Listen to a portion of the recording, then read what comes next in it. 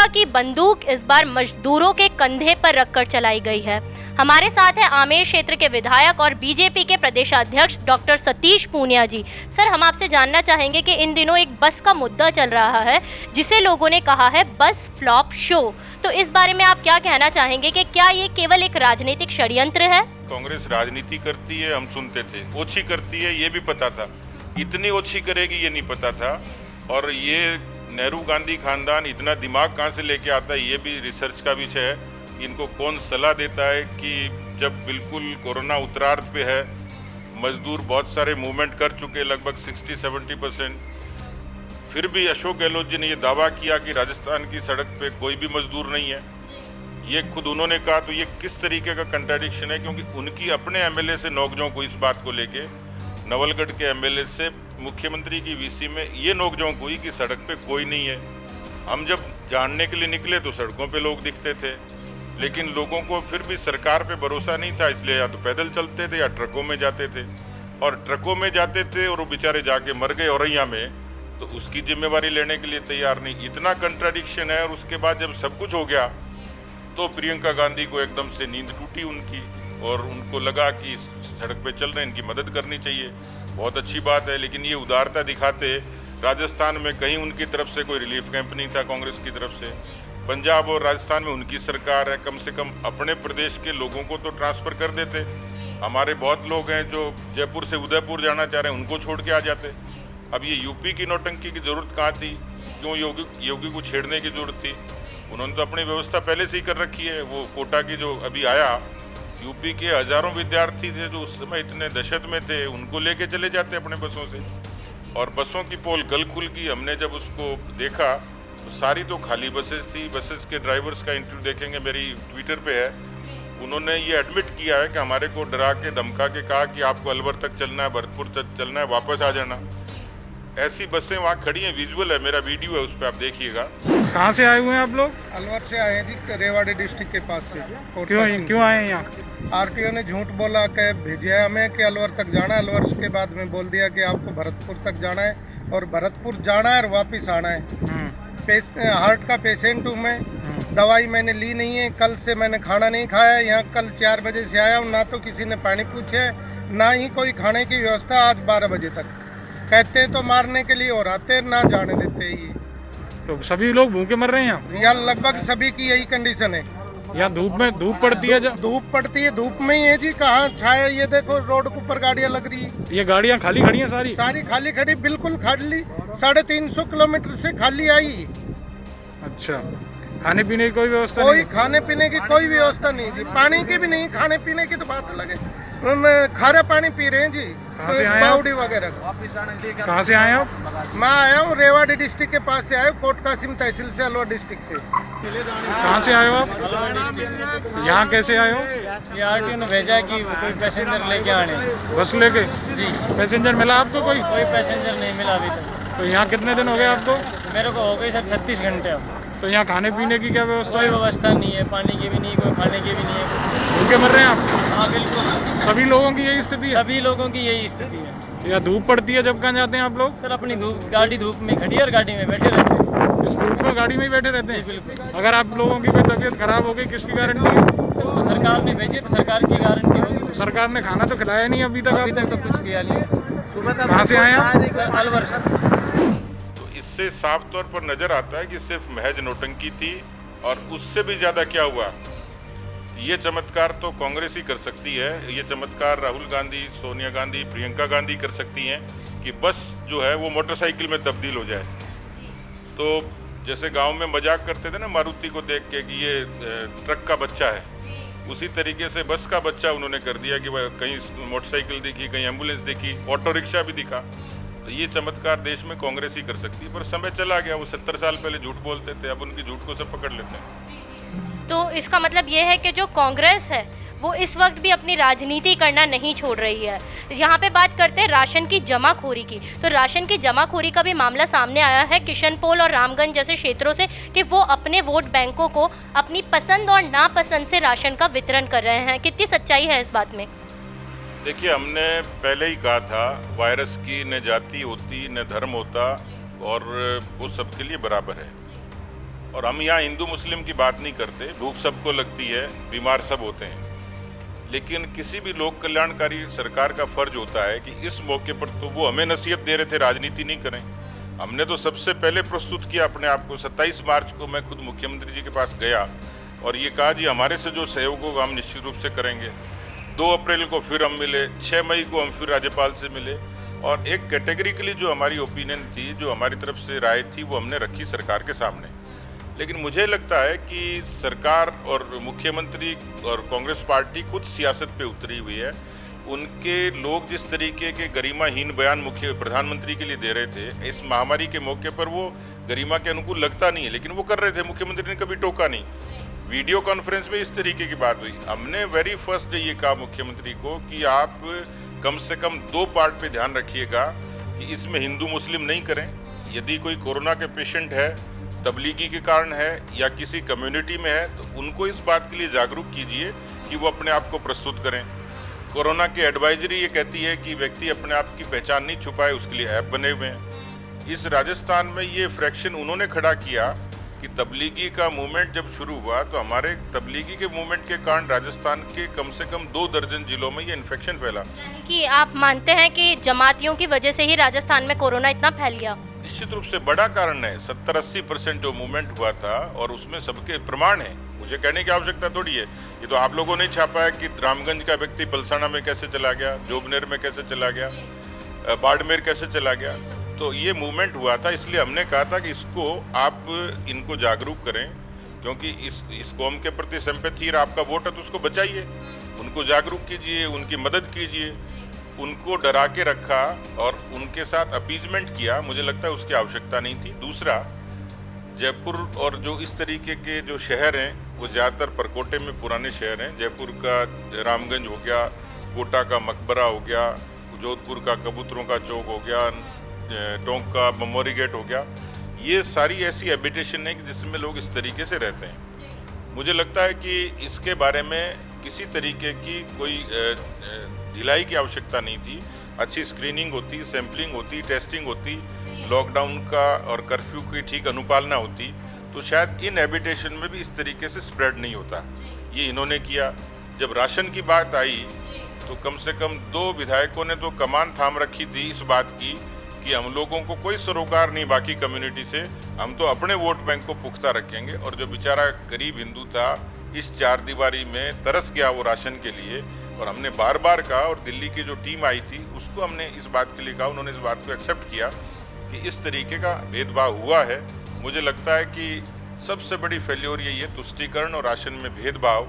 और बाकी जो चीज़ें थी कि लॉकडाउन की अनुपालना ठीक तरीके से नहीं हुई, जो दृश्य दिखते थे वो अपने आप में अपनी कहानी कहते हैं। इसलिए मुझे लगता है कि ओवरऑल ये सरकार निश्चित रूप से तुष्टीकरण को रोकने में विफल हुई, राशन के भेदभाव को रोक नहीं पाई और लोगों को रिलीफ नहीं दे पाई।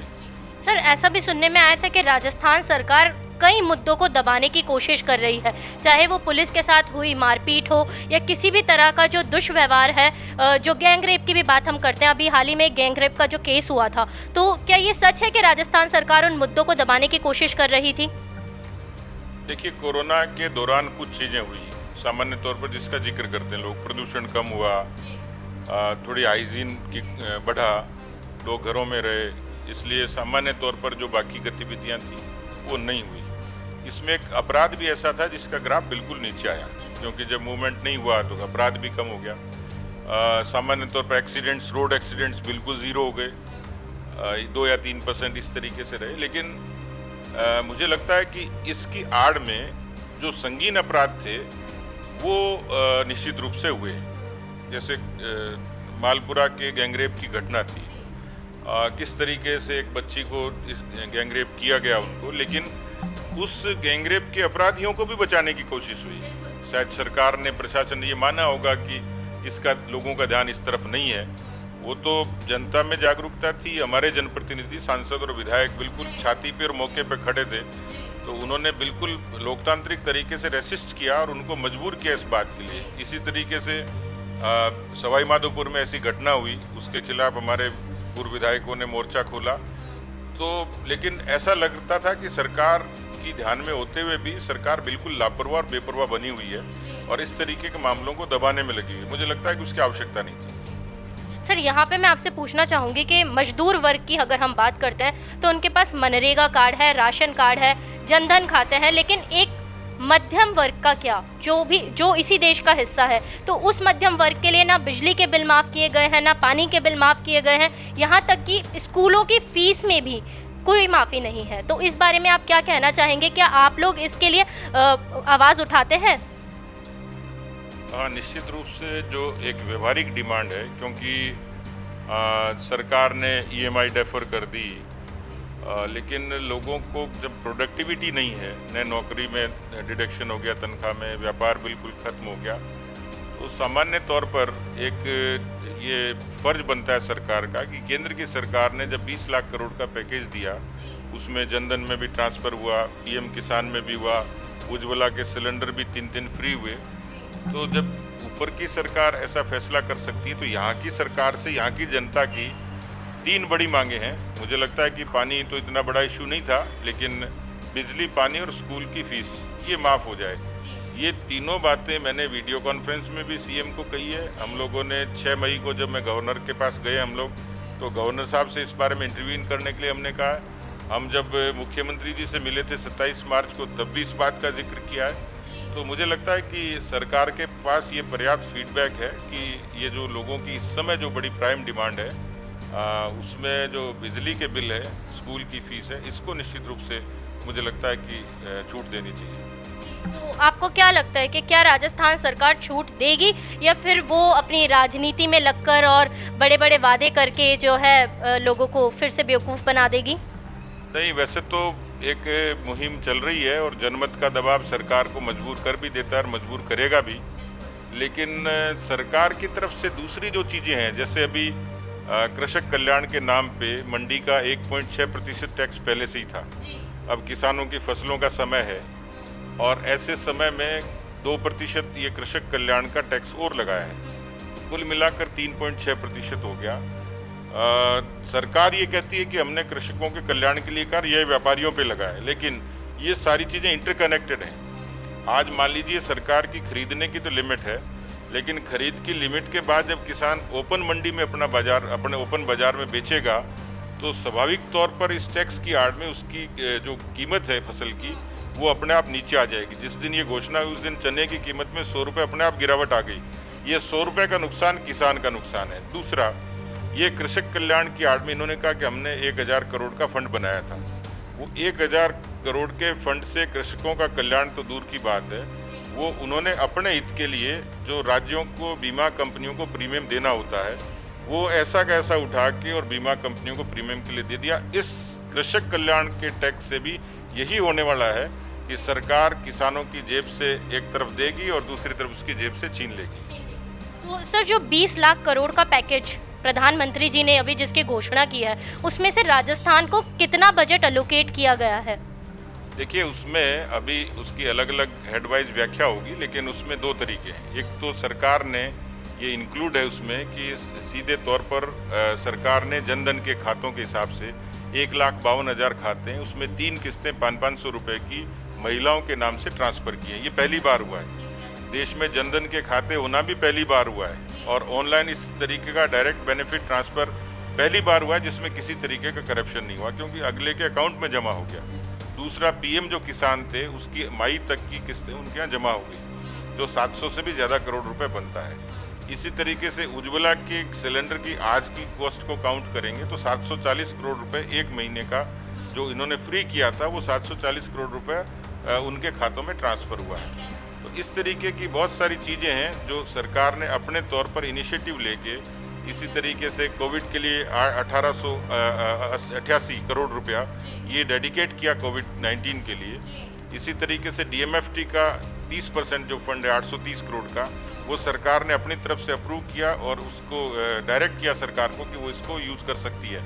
ऐसे बहुत सारे प्रोविजंस हैं सरकार के, जो CST के GST का जो उनका अपना शेयर है वो रिलीज़ कर दिया, जो सरकार अक्सर आरोप लगाती थी कि हमारा पैसा मिला नहीं। लेकिन मोटे मोटे मैं ये मानता हूँ कि 10 से 15 हज़ार करोड़ के आसपास सीधा सीधा ट्रांसफ़र हो चुका है जो पब्लिक इंटरेस्ट का है। इसके अलावा जो प्रधानमंत्री गरीब कल्याण जो योजना थी, उसके अलावा ये जो पैकेज है इसमें पूरे देश भर के 8 करोड़ ऐसे प्रवासी मजदूरों के लिए प्रावधान किया है कि वो जब अपने आएंगे तो राजस्थान के भी लगभग ऐसे 10 से 15-20 लाख लोग आएंगे। उन लोगों को आते ही गांव में राशन भी चाहिएगा, तो प्रत्येक व्यक्ति को 5 किलो हर महीने 5 किलो गेहूं या चावल, 1 किलो दाल उसके प्रति यूनिट के हिसाब से। तो मुझे लगता है कि एक शुरुआती संबल उन्होंने किया है। आने वाले टाइम में बहुत सारे प्रावधान हैं, जैसे राजस्थान के किसान को, हिंदुस्तान के किसान को क्रेडिट कार्ड की एक बड़ी सहूलियत है जिसको केसीसी कहते हैं। केसीसी किसान के लिए एक तरीके से मेरुदंड का काम करता है। ऐसे 2.5 लाख लोग और जुड़ेंगे, इसमें बड़ी तादाद राजस्थान के किसानों की भी होगी, उस पर 2 लाख करोड़ रुपए खर्च होंगे।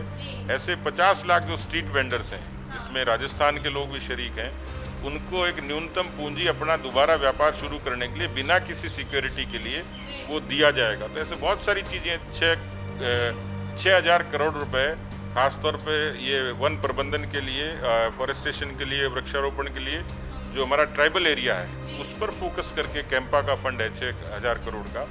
ऐसे बहुत सारे प्रोविजन है जिससे सीधे सीधे राजस्थान के लोगों को भी, खासतौर पर जो मिडिल क्लास या जो लोअर मिडिल क्लास या ट्राइबल या किसान या श्रमिक, इन सबको सहूलियत मिलेगी। अंतिम सवाल यहाँ मैं आपसे पूछना चाहूँगी कि राजस्थान सरकार ने लॉकडाउन से पहले कहा था कि हम केंद्र से बजट की डिमांड करेंगे और बजट आते ही जो है हम राजस्थान में हर तरीके से लोगों को सहूलियत देंगे। तो अगर हम बात करते हैं मेडिकल इक्विपमेंट्स की, बात करते हैं वेंटिलेटर्स की, तो कितना अपडेटेड हुआ है मेडिकल इक्विपमेंट इन 2 महीनों में?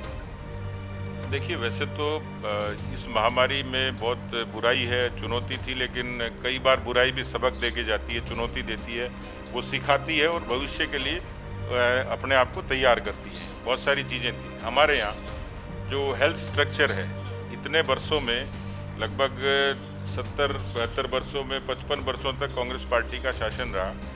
हेल्थ कभी भी हमारे यहाँ आम लोगों की भी और अन्यथा सरकारों की भी प्राथमिकता नहीं रही। एक बड़ा सबक तो ये दिया है। दूसरा, राजस्थान की जब बात की आपने, तो राजस्थान की आपदा का जो प्रबंधन है वो भामाशाहों के कारण हुआ, वो CSR के जरिए हुआ, कॉरपोरेट सोशल रेस्पॉन्सिबिलिटी का जो फंड है, जो 2% बड़ी कंपनियां CSR का खर्च करती हैं, उन्होंने बड़ी मदद की। और तीसरा था कि सांसद और विधायकों का जो पैसा होता है, तो सांसदों का पैसा 2 साल का सीधे सीधे प्रधानमंत्री के उसमें डाइवर्ट हो गया। लेकिन जो विधायकों का कोष था वो तीसरा कारक था जिसमें विधायकों के कोष को और हम लोगों ने हेल्थ की कंडीशंस को इम्प्रूवमेंट करने के लिए दिया है। मान लीजिए मेरे यहाँ 16 हॉस्पिटल्स हैं, अब 2 साल मेरा फोकस होगा कि मेरे अस्पताल कैसे स्ट्रेंथन हो। तो अभी ये सरकार ने शुरुआत करी है, तो मुझे लगता है कि बहुत आगे तक व्यवस्था करने की आवश्यकता है। शुरुआत हुई है, लेकिन स्वास्थ्य सेवाएं ये सरकारों की प्राथमिकता में नहीं थी। मुझे लगता है कि इस बीमारी का सबक यही है कि स्वास्थ्य सेवाएं ठीक होंगी। मैं तो प्रधानमंत्री जी की दूरदर्शिता को धन्यवाद देता हूं कि प्रधानमंत्री ने 5 बरस पहले जो स्वच्छ भारत मिशन शुरू किया था, आज उसके परिणाम आते हैं कि हम लोग बचे हुए हैं। तो या तो इम्यूनिटी के कारण बचे हुए हैं या उस SBM के स्वच्छ भारत मिशन के कारण बचे, कि जो साफ सफाई का एक नज़रिया उन्होंने दिया था, उसके कारण आम आदमी हाइजीन को समझ पाया। आपका बहुत बहुत धन्यवाद। मैं हूं उर्वशी शर्मा, न्यूज़ प्राइम से।